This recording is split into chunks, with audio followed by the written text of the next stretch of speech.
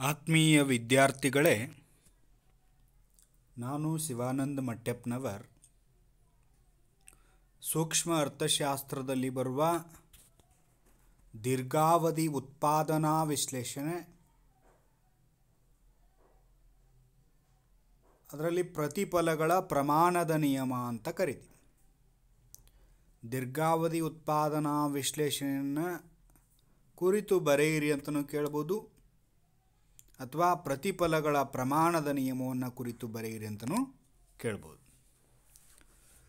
ಇದರ ಬಗ್ಗೆ ಇದು ದ್ವಿತೀಯ PUC ಹಾಗೂ BA BCom ಇತರೆ ವಿದ್ಯಾರ್ಥಿಗಳಿಗೆ ಅನುಕೂಲವಾಗುವ ದೃಷ್ಟಿಯಿಂದ ಇದನ್ನು ಚರ್ಚೆ ಮಾಡೋಣ. ದೀರ್ಘಾವಧಿ ಉತ್ಪಾದನಾ ವಿಶ್ಲೇಷಣೆ, ಲಾಂಗ್ ರನ್ ಪ್ರೊಡಕ್ಷನ್ ಅನಾಲಿಸಿಸ್ ಅಂತ ಕರಿತೀವಿ. ದೀರ್ಘಾವಧಿ ಅಂದರೆ ಏನು? ದೀರ್ಘಾವಧಿ ಅಂದರೆ ಹೆಚ್ಚು ಸಮಯವನ್ನು ತೋರಿಸ್ತದೆ. ಆ ಮೂಲಕ ಹೆಚ್ಚು ಸಮಯ ಇರೋದರಿಂದ ಇಲ್ಲಿ ಸ್ಥಿರ ಮತ್ತು ಬದಲಾಗುವ ಉತ್ಪಾದನಾಂಗಗಳ ಬಳಕೆಯ ಪ್ರಮಾಣದಲ್ಲಿ ಏರಿಳಿತ ಮಾಡಲಿಕ್ಕೆ ಸಾಧ್ಯ ಇರುತ್ತೆ. ಅದು ಅಲ್ಪಾವಧಿ ಕಡಿಮೆ ಸಮಯ ಇತ್ತು, ಕೇವಲ ಬದಲಾಗುವ ಉತ್ಪಾದನಾಂಗಗಳನ್ನು ಮಾತ್ರ ಹೆಚ್ಚು ಮಾಡೋದ್ರ ಮೂಲಕ ಉತ್ಪಾದನೆ ಹೆಚ್ಚು ಮಾಡೋದ್ರ ಬಗ್ಗೆ ತೋರಿಸ್ತಿತ್ತು. ಹೀಗಾಗಿ ದೀರ್ಘಾವಧಿ ಸಮಯ ಜಾಸ್ತಿ ಇರೋದರಿಂದ ಇಲ್ಲಿ ಸ್ಥಿರ ಮತ್ತು ಬದಲಾಗುವ ಉತ್ಪಾದನಾಂಗಗಳ ಬಳಕೆಯ ಪ್ರಮಾಣದಲ್ಲಿ ಏರಿಳಿತ ಮಾಡಲಿಕ್ಕೆ ಸಾಧ್ಯವಿದ್ದು, ಆ ಮೂಲಕ ಬೇಡಿಕೆಗನುಗುಣವಾಗಿ ಪೂರೈಕೆಯನ್ನು ಹೆಚ್ಚಿಸಲು ಸಾಧ್ಯವಿರುವಂತಹ ಅವಧಿಯನ್ನು ದೀರ್ಘಾವಧಿ ಅಂತ ಕರಿತೀವಿ. ಅಂದರೆ ಏನು ಬೇಡಿಕೆ ಇರುತ್ತೆ, ಆ ಬೇಡಿಕೆಗೆ ಅನುಗುಣವಾಗಿ ಉತ್ಪಾದನಾಂಗಗಳ ಬಳಕೆಯ ಪ್ರಮಾಣವನ್ನು ಹೆಚ್ಚು ಮಾಡಿಕೊಳ್ಳೋದ್ರ ಮೂಲಕ ಉತ್ಪಾದನೆ ಹೆಚ್ಚು ಮಾಡಿ ಆ ಬೇಡಿಕೆಗೆ ಅನುಗುಣವಾಗಿ ಪೂರೈಕೆಯನ್ನು ಹೆಚ್ಚು ಮಾಡಿಕೊಳ್ಳಿಕ್ಕೆ ಸಮಯ ಇರುತ್ತೆ. ಆ ಕಾರಣ ಇದನ್ನು ದೀರ್ಘಾವಧಿ ಅಂತ ಕರಿತೀವಿ. ದೀರ್ಘಾವಧಿ ಉತ್ಪಾದನಾ ವಿಶ್ಲೇಷಣೆ ಅಥವಾ ಪ್ರತಿಫಲಗಳ ಪ್ರಮಾಣದ ನಿಯಮ ಅಥವಾ ದೀರ್ಘಾವಧಿ ಉತ್ಪಾದನಾ ಬಿಂಬಕ ಅಂತಲೂ ಕರಿತೀವಿ. ಇಲ್ಲಿ ಇದ್ರ ಬಗ್ಗೆ ಸ್ವಲ್ಪ ಪೀಠಿಕೆಯನ್ನು ನೋಡೋದಾದರೆ, ದೀರ್ಘಾವಧಿಯಲ್ಲಿ ಆದಾನಗಳು ಮತ್ತು ಉತ್ಪನ್ನಗಳ ನಡುವಿನ ಭೌತಿಕ ಸಂಬಂಧವನ್ನು ವಿವರಿಸುತ್ತದೆ. ಇಲ್ಲಿ ಆದಾನಗಳಂದರೆ ಉತ್ಪಾದನಾಂಗಗಳು. ಹಾಗಾಗಿ ದೀರ್ಘಾವಧಿಯಲ್ಲಿ ಆದಾನಗಳು ಮತ್ತು ಉತ್ಪನ್ನಗಳ ನಡುವಿನ ಭೌತಿಕ ಸಂಬಂಧವನ್ನು ವಿವರಿಸ್ತದೆ. ಅಂದರೆ ಆದಾನಗಳು ಅಥವಾ ಉತ್ಪಾದನಾಂಗಗಳ ಪ್ರಮಾಣಗಳಲ್ಲಿ ಒಂದೇ ಪ್ರಮಾಣದ ಬದಲಾವಣೆಯಾದಾಗ ಉತ್ಪನ್ನದಲ್ಲಾಗುವ ಬದಲಾವಣೆಯ ಪ್ರಮಾಣವನ್ನು ವಿವರಿಸ್ತದೆ. ಅಂದರೆ ಇಲ್ಲಿ ಉತ್ಪಾದನಾಂಗಗಳ ಬಳಕೆಯ ಪ್ರಮಾಣವನ್ನು ಒಂದೇ ಪ್ರಮಾಣದಲ್ಲಿ ಹೆಚ್ಚು ಮಾಡ್ಕೋದಂಗೆ ಉತ್ಪನ್ನದ ಮಟ್ಟದಲ್ಲಾಗ್ತಕ್ಕಂತಹ ಬದಲಾವಣೆಯನ್ನು ಗಮನಿಸ್ತೀವಿ. ಅಂದರೆ ಅದರ ಅರ್ಥವನ್ನು ನಾವು ಗಮನಿಸೋದಾದರೆ, ದೀರ್ಘಾವಧಿಯಲ್ಲಿ ಎಲ್ಲ ಉತ್ಪಾದನಾಂಗಗಳ ಬಳಕೆಯ ಪ್ರಮಾಣವನ್ನು ಏಕಕಾಲದಲ್ಲಿ ಒಂದೇ ಪ್ರಮಾಣದಲ್ಲಿ ಹೆಚ್ಚಿಸಿದಾಗ ಅಥವಾ ಹೆಚ್ಚುಗೊಳಿಸಿದಾಗ ಅಥವಾ ಕಡಿಮೆಗೊಳಿಸಿದಾಗ ಉತ್ಪಾದನೆ ಅಥವಾ ಪ್ರತಿಫಲ ಹೇಗಿರುತ್ತೆ ಎಂಬುದನ್ನು ತಿಳಿಸ್ತಕ್ಕಂಥದ್ದೇ ಪ್ರತಿಫಲಗಳ ಪ್ರಮಾಣದ ನಿಯಮ. ಅಂದರೆ ದೀರ್ಘಾವಧಿಯಲ್ಲಿ ಉತ್ಪಾದನಾಂಗಗಳನ್ನು ಬಳಕೆಯ ಪ್ರಮಾಣವನ್ನು ಹೆಚ್ಚು ಅಥವಾ ಕಡಿಮೆ ಮಾಡಿಕೊಂಡಾಗ ಉತ್ಪನ್ನ ಒಂದು ಮಟ್ಟದಲ್ಲಿ ಬರಲೇಬೇಕು. ಅದು ಯಾವ ಪ್ರಮಾಣದಲ್ಲಿ ಉತ್ಪನ್ನದಲ್ಲಿ ಒಳಪಡುತ್ತೆ ಅನ್ನುವಂಥದ್ದನ್ನು ಸೂಚಿಸ್ತಕ್ಕಂಥದ್ದೇ ಪ್ರತಿಫಲಗಳ ಪ್ರಮಾಣದ ನಿಯಮ ನಮಗೆ ತಿಳಿಸ್ಕೊಡ್ತದೆ.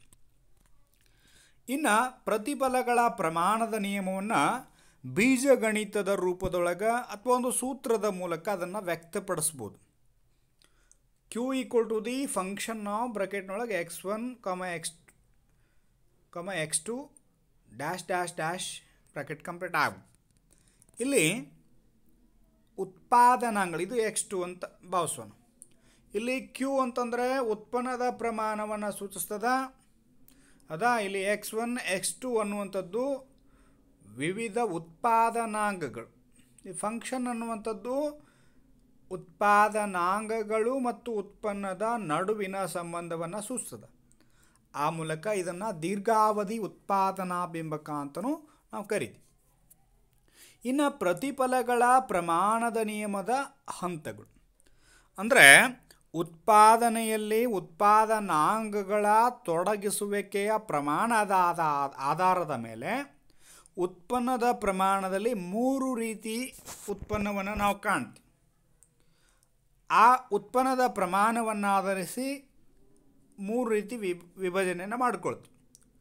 ಮೊದಲನೇದು ಯಾವುದಪ್ಪ ಅಂತಂದರೆ ಏರಿಕೆಯ ಪ್ರತಿಫಲಗಳ ಪ್ರಮಾಣ, ಇನ್ಕ್ರೀಸಿಂಗ್ ರಿಟರ್ನ್ ಟು ಸ್ಕೇಲ್ ಅಂತ ಕರಿತೀವಿ. ಏರಿಕೆಯ ಪ್ರತಿಫಲಗಳ ಪ್ರಮಾಣ. ಇನ್ನು ಎರಡನೇದು ಸ್ಥಿರ ಪ್ರತಿಫಲಗಳ ಪ್ರಮಾಣ ಅಂದರೆ ಕಾನ್ಸ್ಟೆಂಟ್ ರಿಟರ್ನ್ ಟು ಸ್ಕೇಲ್ ಅಂತ ಕರಿತೀವಿ. ಮೂರನೇದು ಇಳಿಮುಖ ಪ್ರತಿಫಲಗಳ ಪ್ರಮಾಣ ಅಥವಾ ಇಳಿಕೆಯ ಪ್ರತಿಫಲಗಳ ಪ್ರಮಾಣ, ಡಿಕ್ರೀಸಿಂಗ್ ರಿಟರ್ನ್ ಟು ಸ್ಕೇಲ್ ಅಂತ ಹೇಳಿ ಕರಿತೀವಿ. ಅಂದರೆ ಉತ್ಪನ್ನ ಯಾವುದಾದ್ರೂ ಒಂದು ದರದಲ್ಲಿ ಬರಲೇಬೇಕು. ಅದು ಏರಿಕೆ ಆಗಿರ್ಬೋದು, ಸ್ಥಿರ ಆಗಿರ್ಬೋದು, ಇಳಿಮುಖ ಆಗಿರ್ಬೋದು. ಮೊದಲನೇದು ಏರಿಕೆಯ ಪ್ರತಿಫಲಗಳ ಪ್ರಮಾಣ ಅಂತ ಬರುತ್ತೆ. ಅಂದರೆ ಉತ್ಪಾದನೆಯಲ್ಲಿ ಉತ್ಪಾದನಾಂಗಗಳ ಹೆಚ್ಚಳದ ಪ್ರಮಾಣಕ್ಕಿಂತ ಉತ್ಪನ್ನದ ಪ್ರಮಾಣದಲ್ಲಿ ಹೆಚ್ಚಳ ಕಂಡುಬಂದರೆ ಅದನ್ನು ಏರಿಕೆಯ ಪ್ರತಿಫಲಗಳ ಪ್ರಮಾಣ ಅಂತ ಕರಿತೀವಿ. ಅಂದರೆ ಉದಾಹರಣೆ ಮೂಲಕ ಗಮನಿಸೋದಾದರೆ, ಒಂದು ಉತ್ಪಾದನಾ ಪ್ರಕ್ರಿಯೆಯಲ್ಲಿ ಎಲ್ಲ ಉತ್ಪಾದನಾಂಗಗಳನ್ನು 2 ಪಟ್ಟದಷ್ಟು ಹೆಚ್ಚಿಸಿದರೆ ಉತ್ಪನ್ನ 2 ಪಟ್ಟಿಗಿಂತ ಹೆಚ್ಚಾದರೆ ಅದನ್ನು ಏರಿಕೆಯ ಪ್ರತಿಫಲದ ಪ್ರಮಾಣ. ಅಂದರೆ 100% ಉತ್ಪಾದನಾಂಗಗಳು ತೊಡಗಿಸಿದಪ್ಪ ಅಂತಾರೆ, 100-120ಕ್ಕಿಂತ ಜಾಸ್ತಿ ಉತ್ಪನ್ನ ಬಂತಪ್ಪ ಅಂತಂದ್ರೆ ಅದು ಏರಿಕೆ. ಉತ್ಪಾದನಾಂಗಗಳ ತೊಡಗಿಸುವ ಪ್ರಮಾಣಕ್ಕಿಂತ ಉತ್ಪನ್ನದಲ್ಲಿ ಹೆಚ್ಚು ಬಂತಪ್ಪ ಅಂತಂದರೆ ಅದನ್ನು ಏರಿಕೆಯ ಪ್ರತಿಫಲದ ಪ್ರಮಾಣ ಅಂತ ನಾವು ಕರಿತೀವಿ. ಇನ್ನು ಎರಡನೇದು ಸ್ಥಿರ ಪ್ರತಿಫಲಗಳ ಪ್ರಮಾಣ, ಕಾನ್ಸ್ಟೆಂಟ್ ರಿಟರ್ನ್ ಟು ಸ್ಕೇಲ್ ಅಂತ ಕರೆದಿದ್ವಿ. ಅಂದರೆ ಉತ್ಪಾದನೆಯಲ್ಲಿ ಉತ್ಪಾದನಾಂಗಗಳ ಹೆಚ್ಚಳದ ಪ್ರಮಾಣದಷ್ಟೇ ಉತ್ಪನ್ನದ ಪ್ರಮಾಣದಲ್ಲಿ ಹೆಚ್ಚಳ ಕಂಡುಬಂದರೆ ಅದನ್ನು ಸ್ಥಿರ ಪ್ರತಿಫಲಗಳ ಪ್ರಮಾಣ ಅಂತ ಕರಿತೀವಿ. ಅಂದರೆ ಉದಾಹರಣೆ ಮೂಲಕ ಗಮನಿಸೋದಾದರೆ, ಒಂದು ಉತ್ಪಾದನಾ ಪ್ರಕ್ರಿಯೆಯಲ್ಲಿ ಎಲ್ಲ ಉತ್ಪಾದನಾಂಗಗಳನ್ನು 2 ಪಟ್ಟು ಹೆಚ್ಚಿಸಿದರೆ ಉತ್ಪನ್ನವು 2 ಪಟ್ಟಿನಷ್ಟೇ ಹೆಚ್ಚಾದರೆ ಅದು ಸ್ಥಿರ ಪ್ರತಿಫಲದ ಪ್ರಮಾಣ. ಅಂದರೆ 100 ಘಟಕಗಳಷ್ಟು ಉತ್ಪಾದನಾಂಗಗಳನ್ನು ಬಳಕೆ ಮಾಡಿದಾಗ 100 ಘಟಕಗಳಷ್ಟು ಉತ್ಪನ್ನ ಬಂತಂದರೆ ಅದು ಸ್ಥಿರ ಪ್ರತಿಫಲವನ್ನು ಸೂಚಿಸ್ತದೆ. ಉತ್ಪಾದನಾಂಗಗಳನ್ನು ತೊಡಗಿಸಿದಷ್ಟೇ ಪ್ರಮಾಣದೊಳಗೆ ಉತ್ಪನ್ನ ಕಂಡು ಬರ್ತದೆ ಅನ್ನುವಂಥದ್ದನ್ನು ಗಮನಿಸ್ತೀವಿ. ಇನ್ನು ಮೂರನೇದು ಇಳಿಮುಖ ಪ್ರತಿಫಲಗಳ ಪ್ರಮಾಣ. ಇದನ್ನು ಡಿಕ್ರೀಸಿಂಗ್ ರಿಟರ್ನ್ ಟು ಸ್ಕೇಲ್ ಅಂತ ಕರಿತೀವಿ. ಅಂದರೆ ಉತ್ಪಾದನೆಯಲ್ಲಿ ಉತ್ಪಾದನಾಂಗಗಳ ಹೆಚ್ಚಳದ ಪ್ರಮಾಣಕ್ಕಿಂತ ಉತ್ಪನ್ನದ ಪ್ರಮಾಣದಲ್ಲಿ ಇಳಿಕೆ ಕಂಡುಬಂದರೆ ಅದನ್ನು ಇಳಿಮುಖ ಪ್ರತಿಫಲಗಳ ಪ್ರಮಾಣ ಎನ್ನುವರು. ಅಂದರೆ ಉದಾಹರಣೆ ಮೂಲಕ ನೋಡೋದಾದರೆ, ಒಂದು ಉತ್ಪಾದನಾ ಪ್ರಕ್ರಿಯೆಯಲ್ಲಿ ಎಲ್ಲ ಉತ್ಪಾದನಾಂಗಗಳನ್ನು 2 ಪಟ್ಟಿನಷ್ಟು ಹೆಚ್ಚಿಸಿದರೆ ಉತ್ಪನ್ನವು 2 ಪಟ್ಟಿಗಿಂತ ಕಡಿಮೆ ಆದರೆ ಇದು ಇಳಿಕೆಯ ಪ್ರತಿಫಲ, ಡಿಕ್ರೀಸಿಂಗ್ ರಿಟರ್ನ್ ಟು ಸ್ಕೇಲ್ ಅನ್ನು ಸೂಚಿಸ್ತದೆ ಅನ್ನುವಂಥದ್ದನ್ನು ಗಮನಿಸಬೇಕು. ಅಂದರೆ ಇಲ್ಲಿ 100% ಉತ್ಪಾದನಾಂಗಗಳನ್ನು ತೊಡಗಿಸಿ 80% ಉತ್ಪನ್ನವನ್ನು ಪಡೆಯೋದು. ಅಂದರೆ ಉತ್ಪಾದನಾಂಗಗಳನ್ನು ತೊಡಗಿಸಿದ್ದಕ್ಕಿಂತ ಉತ್ಪನ್ನ ಕಡಿಮೆ ಬರ್ತದೆ. ಅದನ್ನು ನಾವು ಇಳಿಮುಖ ಪ್ರತಿಫಲದ ಪ್ರಮಾಣ ಅಂತ ಕರಿತೀವಿ. ಇದನ್ನು ಒಂದು ಉದಾಹರಣೆ ಮೂಲಕ ಅಥವಾ ಒಂದು ಪಟ್ಟಿ ಅನುಸೂಚಿಯ ಮೂಲಕ ನಾವು ಇದನ್ನು ಗಮನಿಸೋದಾದರೆ, ಇಲ್ಲಿ ಉತ್ಪಾದನಾಂಗಗಳ ಪ್ರಮಾಣ ದೀರ್ಘಾವಧಿಯಲ್ಲಿರೋದರಿಂದ ಸ್ಥಿರ ಮತ್ತು ಬದಲಾಗುವ ಆದಾನಗಳೆರಡನ್ನೂ ಹೆಚ್ಚು ಮಾಡುವುದರ ಮೂಲಕ ಉತ್ಪನ್ನವನ್ನು ಹೆಚ್ಚು ಮಾಡಲಿಕ್ಕೆ ಸಾಧ್ಯ ಇದೆ. ಆ ಮೂಲಕ ಪ್ರತಿಫಲಗಳ ಪ್ರಮಾಣ, ಏರಿಕೆಯ ಪ್ರತಿಫಲದ ಪ್ರಮಾಣ, ಸ್ಥಿರ ಪ್ರತಿಫಲದ ಪ್ರಮಾಣ, ಇಳಿಮುಖ ಪ್ರತಿಫಲದ ಪ್ರಮಾಣ ಅಂತ ಗಮನಿಸಿದ್ವಿ. ಇನ್ನು ಎರಡನೇ ಕಾಲಮ್ನೊಳಗೆ ಉತ್ಪಾದನಾಂಗಗಳ ಪ್ರಮಾಣ, ಶ್ರಮ ಮತ್ತು ಬಂಡವಾಳ ಘಟಕಗಳಲ್ಲಿ ಅಂತ ಕೊಟ್ಟಿದ್ದಾರೆ. ಆ ಮೂಲಕ ಉತ್ಪಾದನೆಯಲ್ಲಿ ಸ್ಥಿರ ಆದಾನವಾದ ಬಂಡವಾಳ, ಬದಲಾಗುವ ಆದಾನವಾದ ಶ್ರಮದ ಘಟಕಗಳನ್ನು ಒಂದೇ ಪ್ರಮಾಣದಲ್ಲಿ ಹೆಚ್ಚು ಮಾಡ್ಕೋತ ಹೋದಾಗ ಉತ್ಪನ್ನ ಸೀಮಾಂತ ಉತ್ಪನ್ನ ಪ್ರಾರಂಭದಲ್ಲಿ ಹೆಚ್ಚಾಕೋತ ಹೋಗಿ ನಂತರ ಸ್ಥಿರವಾಕೋತ ಹೋಗಿ ನಂತರ ಕಡಿಮೆ ಆಗ್ತಾ ಬರುತ್ತೆ ಅನ್ನೋದನ್ನು ನಾವು ಗಮನಿಸಬೇಕು. ಆ ಮೂಲಕ ಒಟ್ಟು ಉತ್ಪನ್ನ ಏನಾಕೋತ ಹೋಗ್ತದೆ, ಹೆಚ್ಚುತ್ತಾ ಸಾಗ್ತದೆ ಅನ್ನುವಂಥದ್ದನ್ನು ಗಮನಿಸಬೇಕು. ಯಾಕಂದರೆ ಸೀಮಾಂತ ಉತ್ಪನ್ನದ ಒಟ್ಟು ಮೊತ್ತವೇ ಒಟ್ಟು ಉತ್ಪನ್ನ ಆಗಿರೋದ್ರಿಂದ ಅದು ಹೆಚ್ಚುತ್ತಾ ಇಳಿಕೆಯ ದರದಲ್ಲಿ ಪ್ರಾರಂಭದಲ್ಲಿ ಹೆಚ್ಚುತ್ತಾ ಸಾಗಿ ನಂತರ ಇಳಿಕೆಯ ದರದಲ್ಲಿ ಹೆಚ್ಚುವುದನ್ನು ನಾವು ಈ ಪಟ್ಟಿಯೊಳಗೆ ಗಮನಿಸ್ತೀವಿ. ಮೊದಲನೇದಾಗಿ 2 ಘಟಕದಷ್ಟು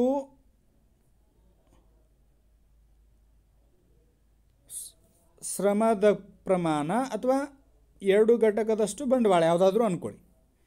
2 ಘಟಕದಷ್ಟು ಬಂಡವಾಳ, 1 ಘಟಕದಷ್ಟು ಶ್ರಮದ ಘಟಕಗಳನ್ನು ಬಳಕೆ ಮಾಡ್ತೀವಿ ಅಂದ್ಕೊಳ್ಳೋಣ. 2ರಷ್ಟು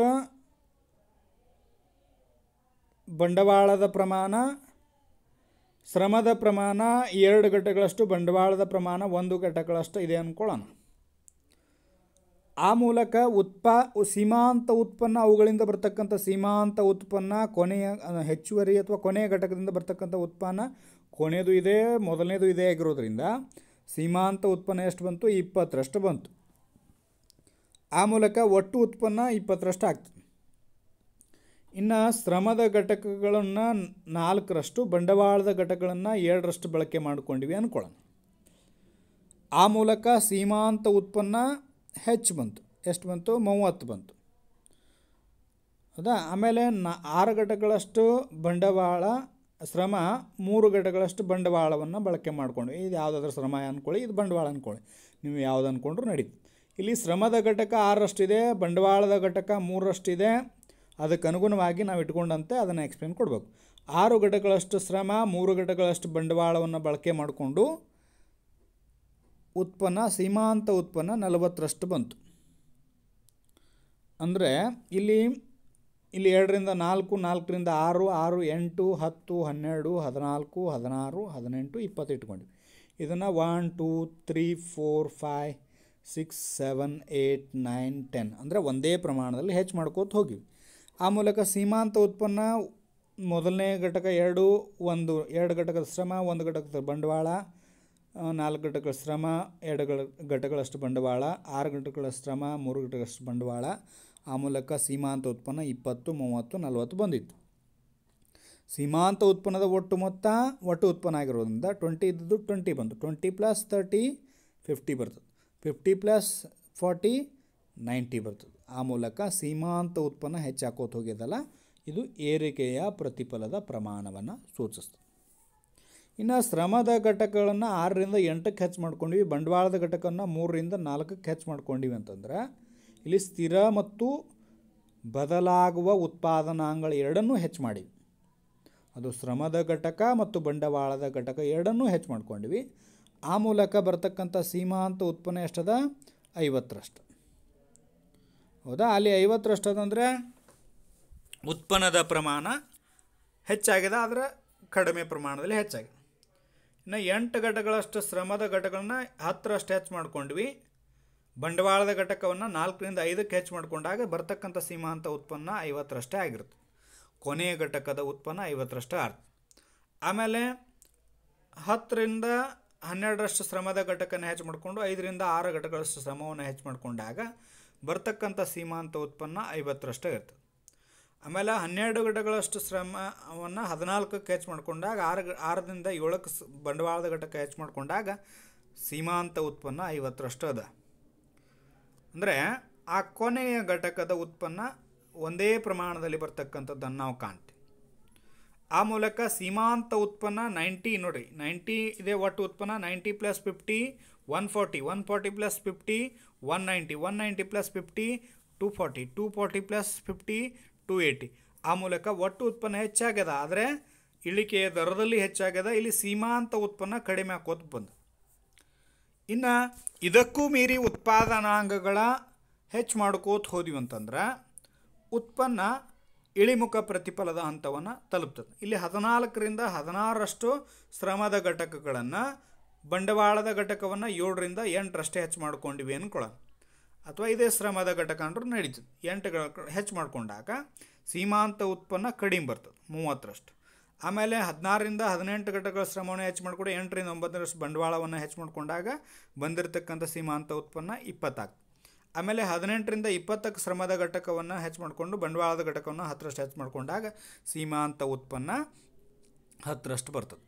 ಆ ಮೂಲಕ ದೀರ್ಘಾವಧಿಯಲ್ಲಿ ಉತ್ಪಾದನೆಯಲ್ಲಿ ಉತ್ಪಾದನಾಂಗಗಳ ಒಂದೇ ಪ್ರಮಾಣದಲ್ಲಿ ಹೆಚ್ಚು ಮಾಡ್ಕೋತ ಹೋದಂಗೆ ಅಲ್ಲಿ ಉತ್ಪಾದನಾಂಗಗಳ ಬಳಕೆಯ ಪ್ರಮಾಣ ಹೆಚ್ಚು ಮಾಡ್ಕೋತ ಸಾಗಿದಂಗೆ ಉತ್ಪನ್ನ ಏನಾಗ್ತದೆ, ಪ್ರಾರಂಭದಲ್ಲಿ ಹೆಚ್ಚಾಕೋತ ಹೋಗಿ ನಂತರ ಸ್ಥಿರವಾಗಿ ಕಡಿಮೆ ಆಗ್ತದೆ ಅನ್ನುವಂಥದ್ದನ್ನು ನಾವು ಗಮನಿಸಬೇಕು. ಯಾಕಂದರೆ ಅಲ್ಲಿ ಉತ್ಪಾದನಾಂಗಗಳ ಬಳಕೆಯ ಪ್ರಮಾಣ ಹೆಚ್ಚು ಮಾಡ್ಕೋತ ಹೋದಂಗೆ ದೀರ್ಘಾವಧಿಯಲ್ಲಿ ಅದು ಸೀಮಾಂತ ಉತ್ಪನ್ನ ಪ್ರಾರಂಭದಲ್ಲಿ ಹೆಚ್ಚಾಗ್ತಾ ಸಾಗಿ ನಂತರ ಸ್ಥಿರವಾಗಿ ಕಡಿಮೆ ಆಗ್ತದೆ ಅನ್ನುವಂಥದ್ದನ್ನು ಗಮನಿಸಬೇಕು. ಆ ಮೂಲಕ ಒಟ್ಟು ಉತ್ಪನ್ನ ನೋಡಿ, ಸೀಮಾಂತ ಉತ್ಪನ್ನದ ಒಟ್ಟು ಮೊತ್ತ ಆಗಿರೋದ್ರಿಂದ 280 + 30 310, 310 + 20 330, 330 + 10 340.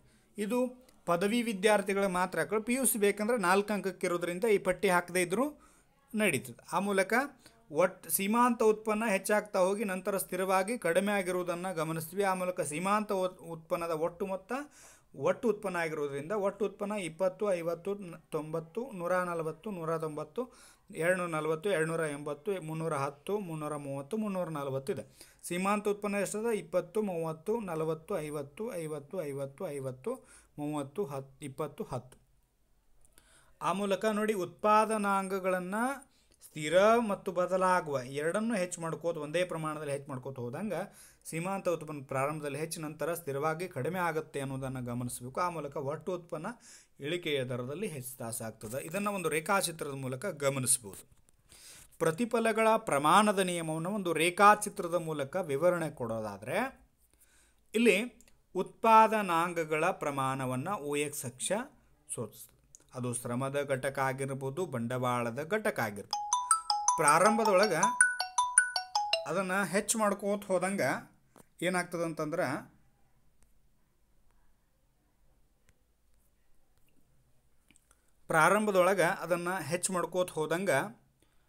ಉತ್ಪಾದನಾಂಗಗಳ ಬಳಕೆಯ ಪ್ರಮಾಣ ಹೆಚ್ಚು ಮಾಡ್ಕೋತ ಹೋದಂಗೆ ಅದು ಶ್ರಮದ ಘಟಕ ಆಗಿರ್ಬೋದು, ಬಂಡವಾಳದ ಘಟಕ ಆಗಿರ್ಬೋದು. ಉತ್ಪಾದನಾಂಗಗಳ ಪ್ರಮಾಣವನ್ನು ಹೆಚ್ಚು ಮಾಡ್ಕೋತ ಹೋದಂಗೆ ಉತ್ಪನ್ನ ಸೀಮಾಂತ ಉತ್ಪನ್ನ OY ಅಕ್ಷದೊಳಗೆ ನಾವು ಸೂಚಿಸ್ತೀವಿ. ಸೀಮಾಂತ ಉತ್ಪನ್ನ ಏನಾಗಿದೆ ಅಂತಂದ್ರೆ IR, ಇದು ಏರಿಕೆಯ ಪ್ರತಿಫಲದ ಹಂತ. ಪ್ರಾರಂಭದೊಳಗೆ ವೆಚ್ಚದ ಪ್ರಮಾಣ ಕಡಿಮೆ ಇರ್ತದೆ. ಆ ಮೂಲಕ ಉತ್ಪಾದನಾಂಗಗಳ ಬಳಕೆಯ ಪ್ರಮಾಣ ಹೆಚ್ಚು ಮಾಡ್ಕೋತ ಹೋದಂಗೆ ಅಲ್ಲಿ ಉತ್ಪನ್ನ ಏನಾಗ್ತದೆ, ಹೆಚ್ಚಾಕೋತ ಹೋಗ್ತದೆ. ಅದಕ್ಕೆ IRS ಮೊದಲನೇ ಹಂತ, ಏರಿಕೆಯ ಪ್ರತಿಫಲದ ಹಂತ. ಇನ್ನು R ದಿಂದ S ಇವರೆಗೆ ಎರಡನೇ ಹಂತ CRS ಅಂದರೆ ಸ್ಥಿರ ಪ್ರತಿಫಲದ ಹಂತವನ್ನು ಸೂಚಿಸ್ತದೆ. ಇನ್ನು ಮೂರನೇ ಹಂತ S ದಿಂದ D, DRS decreasing return to scale ಅಂತ ಕರಿತೀವಿ. ಅಂದರೆ OX ಅಕ್ಷ ಉತ್ಪಾದನಾಂಗಗಳ ಪ್ರಮಾಣವನ್ನು, OY ಅಕ್ಷ ಸೀಮಾಂತ ಉತ್ಪನ್ನದ ಪ್ರಮಾಣವನ್ನು, IS ಮೊದಲನೇ ಹಂತ ಏರಿಕೆಯ ಪ್ರತಿಫಲದ ಪ್ರಮಾಣದ ಹಂತವಾಗಿದ್ದು ಸೀಮಾಂತ ಉತ್ಪನ್ನ ಹೆಚ್ಚಾಗಿರುವುದು ಕಂಡುಬರುತ್ತೆ.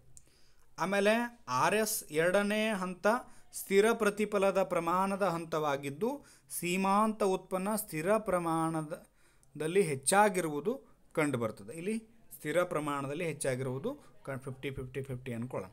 ಆಮೇಲೆ SD ಮೂರನೇ ಹಂತ ಇಳಿಮುಖ ಪ್ರತಿಫಲದ ಪ್ರಮಾಣದ ಹಂತವಾಗಿದ್ದು ಸೀಮಾಂತ ಉತ್ಪನ್ನ ಇಳಿಮುಖವಾಗುವುದು ಕಂಡುಬರ್ತದೆ ಅನ್ನೋದನ್ನು ಗಮನಿಸಬೇಕು.